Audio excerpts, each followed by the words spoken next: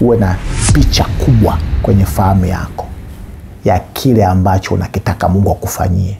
Uwe na blueprint ya matokeo ambayo unayataka kwenye maisha yako. Unataka kuwa mtu wa namna gani?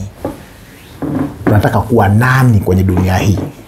Unataka kuachieve nini? Hicho ambacho unakitaka kukiachieve, ukicement au ukiingize kwenye fahamu yako na vipengele vyake na ukubwa wake na ile scope yake vijae kwenye ufahamu wako, ndio drive maisha yako, ndio iendeshe maisha. Kama ni msomi, unataka kuwa na PhD 5 na sasa hivi uko darasa la 7 jione una hizo PhD 5 ukiwa darasa la 7, ukiwa ni first year, ukiwa picha hiyo isiathiriwe na chochote. Aonavyo mtu nafsini mwake ndivyo alivyo. Sasa takuwa lini distance katikati yako na matokeo hiki ambacho nakitaka yanapimwa na kitu kinaitwa patience, uvumilivu. Mwanzo 37 mstari wa 5. Yusufu akaota ndoto, akawapa ndugu zake habari, nao wakazidi kumjia.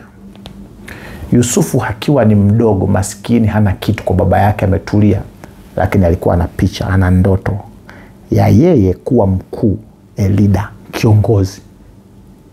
Aliwahi kutupwa kwenye mashimo, akauzwa, akaenda kwa usiboi.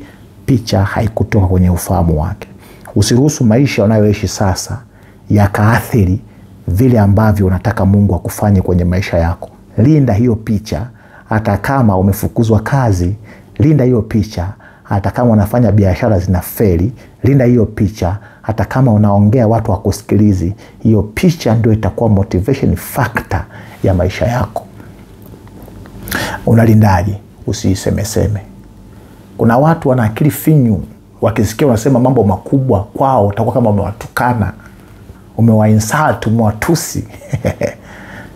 Yusufu alifanya ili kosa ili wewe usilifanye. Aliwaambia watu mambo makubwa ambayo anatembea nayo kichwani, ambayo Mungu amempa njozi za maisha yake. Ndugu zake wakamwonea wivu, wakaongeza chuki, makaya. Ongea tu na watu vizuri, wapende, lakini usiseme kila kitu, kujua ile picha mpaka itakapokuwa kwenye maisha yako. Na siri iko hivi, jambo lolote la Mungu ambao unatembea nalo kwa imani, naamini Mungu anataka kufanyie. Ukiona linachelewa, sherekea, shangilia. Ukiona linachelewa, furahi, maana likija huwa linakuja na bonus. Linakuja na bakshishi za ziada.